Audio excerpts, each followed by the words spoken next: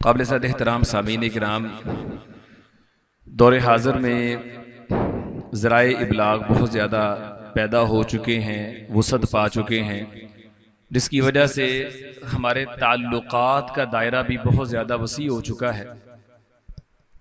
बहुत से ताल्लुकात तो ऐसे हैं जो वाक़अतन मुफीद हैं और ज़रूरी हैं, और बहुत से ताल्लुकात ऐसे भी हैं जिनकी हमें ज़रूरत नहीं है, लेकिन चूंकि चल रहा है इसलिए इंसान ऐसे ही इंजॉय के लिए, लुत्फ़ अंदोज़ी के लिए बाज़ रवाबित और ताल्लुकात बनाए हुए हैं।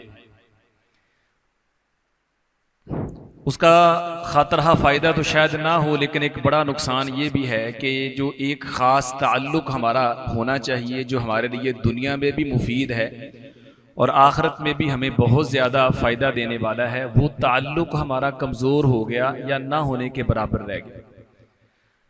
ये ताल्लुक़ इतना पाकीज़ा और इतना अहम है कि क़यामत का दिन जो बड़ा ही संगीन और हौलनाक दिन है, जिस दिन सूरज जो है इंतहाई करीब होगा, 1 मील के फासले पे होगा, और इंसान के लिए छाँव के हुसूल का कोई ज़रिया नहीं होगा सिवाय अल्लाह की ज़ात के या उसके अर्श के। ये 2 चीज़ें हैं जिनका इंसान को साया मुयस्सर आएगा, और ये साया मुयस्सर आएगा 7 किस्म के लोगों को। इन 7 खुश नसीबों में एक खुश नसीब वो भी है रजुलुन क़ल्बुहु मुअल्लक़ुम बिल मसाजिद, कि वो आदमी जिसका दिल अल्लाह के घरों, मस्जिदों के साथ अटैच है, मुअल्लक़ है, बंधा हुआ है। तो ये ताल्लुक़ बड़ा खूबसूरत और कीमती है। हमारे दीगर जो ताल्लुकात हैं वो अहमियत के हामिल हो गए और ये ताल्लुक़ कमज़ोर पड़ गए। मस्जिदें अल्लाह का घर हैं, यहाँ अल्लाह के नूर की तजल्ली पड़ती है। अल्लाह ताला ने मस्जिदों के बारे में फरमाया है कि ये वो घर हैं, अज़िनल्लाहु अन तुरफ़ा, इनको बुलंद किया जाए, इनको आबाद किया जाए, व युज़्करा फ़ीहा अस्मु, और इनमें अल्लाह का जिक्र किया जाए सुबह और शाम।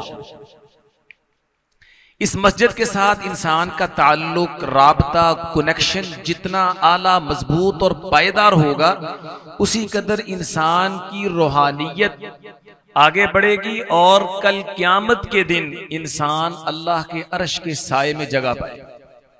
ठीक है, अब देखें रसूलुल्लाह सल्लल्लाहु अलैहि वसल्लम की जितनी मसरूफियात और जिस कदर आपने मसरूफ जिंदगी गुजारी है, मेरा ये जहन और कहना है कि इंसान इतनी मसरूफ जिंदगी नहीं गुजार सकता। ठीक, लेकिन इसके बावजूद आप देखें कि रसूलुल्लाह सल्लल्लाहु अलैहि वसल्लम का ताल्लुक मस्जिद के साथ बड़ा मजबूत था। हम आम मुसलमान एक वक्त में 4 से ज़ायद बीवियां नहीं रख सकते। रसूलुल्लाह सल्लल्लाहु अलैहि वसल्लम की 11 बीवियां, एक वक्त में 11 बीवियां रहीं, हर बीवी के लिए अलग अलग कमरा है, और ये उम्महातुल मोमिनीन तमाम के घर मस्जिद के पास है। और जैसे ही अजान होती, हमारी सय्यदा आयशा रज़ियल्लाहु अन्हा फरमाती हैं कि रसूलुल्लाह सल्लल्लाहु अलैहि वसल्लम ऐसे हो जाते, उससे पहले हमारे साथ खुशतबी कर रहे होते, घरेलू मामलात में हमारे साथ बातचीत हो रही होती, लेकिन जब अजान सुनते ऐसे हो जाते गोया हमें पहचानते नहीं, आप मस्जिद तशरीफ ले जाते। और फिर इसी तरह फजर की नमाज पढ़ते तो आप फजर की नमाज पढ़ के सूरज निकले तक, ठीक है, हत्ता तत्लुअ अश-शम्सु हसना, सूरज वो निकल के तुलू होकर के चमकना शुरू कर देता, फिर आप मस्जिद से तशरीफ लाते। ये आपका रोज का मामूल है, मस्जिद में आप बैठते।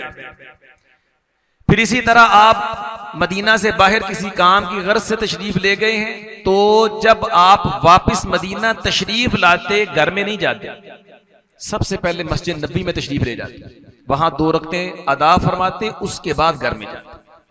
ठीक है, और बहुत से आपके अहम उमूर मामलात मस्जिद ही में तय पाया करते थे। आपके वक्त का बहुत सा हिस्सा घर के अलावा मस्जिद में गुजरता।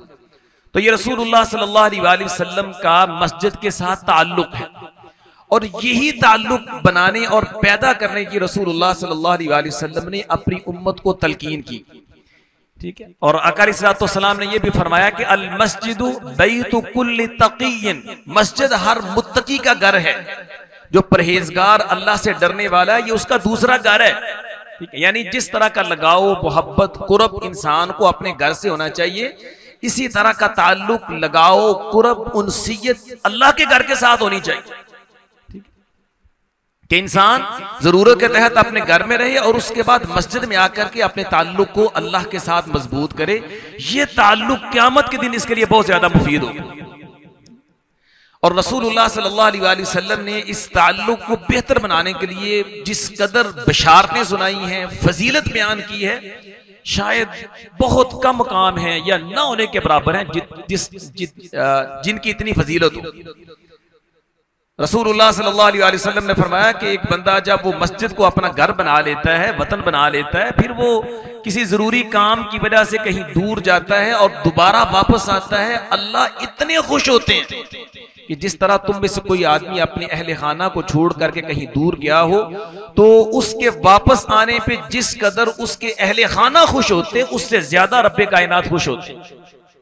फरिश्ते ऐसे लोगों के दोस्त बन जाते हैं, उनके साथ हम नशीनी इख्तियार करते हैं। अगर ये आदमी मस्जिद से दूर हो जाए, इनको फिक्र हो जाती है, उसको तलाश करते हैं, ये बीमार हो जाए उसकी तीमारदारी करते हैं, ये जरूरतमंद हो जाए, आनूहुम, फरिश्ते उसकी मदद करते हैं।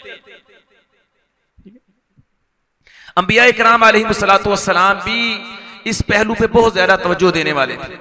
खुद इब्राहीम अलैहिस्सलातु वस्सलाम ने अल्लाह का घर तामीर किया तो अपना घर मस्जिद के पास बनाया, बैतुल्लाह के पास, और अल्लाह से दुआ करके क्या कहते हैं, रब्बाना इन्नी अस्कन्तु मिन ज़ुर्रिय्यती बिवादिन गैरि ज़ी ज़र्इन इंद बैतिकल मुहर्रम। अल्लाह मैंने अपनी औलाद यहां पे बसाई है तेरे हुर्मत वाले घर के पास। रब्बाना लियुकीमुस्सलाह, अल्लाह ताकि ये मेरी औलाद नमाज कायम करने वाली बने। तो गोया ये इंसान की प्रायोरिटी में, तरजीहात में ये बात शामिल होनी चाहिए कि उसका ताल्लुक मस्जिद से मजबूत हो, और मस्जिद से ताल्लुक की मजबूती के लिए जरूरी है कि उसका घर भी मस्जिद के करीब हो। आज यानी कि ना हमें वसअत मिल रही है, फराखी मिल रही है, सोसाइटियां नई नई बन रही हैं, आदमी अपने सहूलत और आसानी के लिए अच्छी और बेहतरीन सोसाइटियों का रुख कर रहे हैं। हम दुनियावी मामलात को तरजीह के ऊपर रखते हैं, लेकिन क्या हमारी तरजीह, प्रायोरिटी में ये बात भी आती है कि मेरा घर, मेरा मकान, मेरी रिहाइश मस्जिद के करीब भी हो, मेरा ताल्लुक मस्जिद के साथ भी उम्दा और पुख्ता हो सके? अगर है तो ये बड़ी अच्छी बात, अगर नहीं तो ये हमारी फिक्र में शामिल होना चाहिए। हमारा गोल और मकसद ये भी होना चाहिए, हमारा हदफ ये भी होना चाहिए कि क़यामत का दिन भाई बड़ा मुश्किल है, ठीक है, और उस दिन अल्लाह के साए के हुसूल का एक जरिया मस्जिद के साथ ताल्लुक है, और मेरा ये ताल्लुक कितना है, ठीक है। जिनको ये समझ आ जाती है ना कि ये चीज बड़ी आला है, इसके फवायद बहुत ज्यादा है, अल्लाह जानता है, फिर तो वो बड़े मुश्किल हालात में भी मस्जिद को छोड़ना नहीं चाहते। सैयदना अबू अब्दुर्रहमान सुलमी रहमहुल्लाह सैयदना उस्मान रज़ी अल्लाह अन्हु के शागिर्द हैं। उन्होंने हजरत उस्मान रज़ी अल्लाह अन्हु की जुबान से यह हदीस सुनी थी जो आम तकरीबन हम में से अक्सर लोगों को याद है, खैरुकुम मन तअल्लमल कुरआन व अल्लमा, तुम में से बेहतरीन वो है जो कुरान सीखता दूसरों को सिखाता। कहते हैं जब यह हदीस मैंने सुनी ना, फिर मैं मस्जिद का होके रह गया। 40 साल उन्होंने मस्जिद में बैठ के लोगों को कुरान की तालीम, हत्ता कि आखिरी वक्त जान कली का आलम है, वफात के करीब हैं, और तब भी कहते हैं कि मेरी चारपाई मस्जिद में ले जाओ। लोगों ने कहा कि आप घर में आराम से रहेंगे, बेहतर तरीके से रहेंगे, मस्जिद के कुछ अदब आदाब होते हैं, वहां आदमी अपने आप को कंफर्टेबल महसूस नहीं करता, आप मुश्किल में होंगे, तो क्यों नहीं, आपके लिए तो रुखसत किया, बीमार है और फिर बीमार भी शदीद हैं, तो आप घर में तशरीफ ले जाएं। तो फरमाने लगे नहीं, क्योंकि मस्जिद में अल्लाह के रसूल ने फरमाया जब बंदा नमाज पढ़ के दूसरी नमाज के इंतजार में होता है, वहां बैठा रहता है और कोई इधर उधर की बात नहीं करता, बेवुजू नहीं होता, मुसलसल फरिश्तों की दुआएं मिलती हैं, अल्लाहुम्मा अग़फिर लहू, अल्लाहुम्मा अरहम, अल्लाह इस पे रहम फरमा, अल्लाह इसके गुनाह माफ फरमा, ठीक है। तो मस्जिद के अंदर ही रहे। और बहुत से ताबईन जिन्होंने यानी अजान को सुना, बेशक बीमार हैं, शदीद अलालत का शिकार है, मस्जिद के अंदर आ गए, इसी वजह से कि अल्लाह के घर से आवाज आ रही है, मेरा ज़मीर ईमान मुझे इजाजत नहीं देता कि मेरे कानों में ये आवाज पड़े, हय्या अलस सलाह हय्या अलल फलाह, आओ नमाज की तरफ, आओ फलाह की तरफ, और मैं उसका जवाब ना दूं। हजरत रबी बिन हुसैम रहमहुल्लाह अब्दुल्लाह बिन मसूद रदी अल्लाह अन्हु के अरशद तलामजा में से थे। इबादत में, रियाजत में, जुहद वरा में, तकवा और तहारत में बड़े ऊंचे मुकाम पे थे। हत्ता कि इब्ने मसूद रदी अल्लाह अन्हु एक दफा उनसे कहने लगे कि रबी, मुझे उम्मीद है अगर तुम्हारी अल्लाह के रसूल से मुलाकात हो जाती ना, ला अहब्बक वला औसअलक, अल्लाह के रसूल तुमसे प्यार करते और तुम्हारे लिए मजलिस को कुशादा कर देते। और उनका मामूल भी यही था कि आखिर में कमजोर, नहीफ, बीमार हैं और कानों में अजान पड़ी तो मस्जिद के लिए कहते मुझे ले चलो, तो दो आदमियों का सहारा लेके मस्जिद में गए। लोगों ने यही कहा कि आप तो इस वक्त मुकल्लफ नहीं है, अल्लाह की तरफ से रुखसत है। फरमाते मुझे सारा पता है, लेकिन जब कानों में यह अजान पड़ती है हय्या अलस सलाह हय्या अलल फलाह, तो अल्लाह से शर्म आती है कि मैं अल्लाह के मुनादी की पुकार का जवाब ना दूं। ठीक है, ये ताल्लुक था हमारे सलफ सालेहीन का, बुजुर्गों का, बड़ों का, जो हमारे लिए नमूना और उसवा है, क्योंकि उनके पेश नजर बड़ा टारगेट था और वो था क़यामत के दिन अल्लाह के अर्श के साये का हुसूल। क्या ये हमारी तरजीहात और गोल के अंदर भी शामिल है?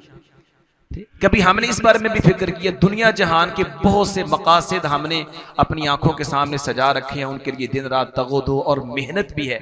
ये टारगेट और गोल भी कभी हमारे मकासद में जगह बना पाया है? अगर बना पाया है तो फिर हमारे लिए बड़ी सादत की बात, अगर नहीं है तो इसकी फिक्र जरूर कीजिए। अल्लाह हमें इसकी तौफीक अता फरमाए।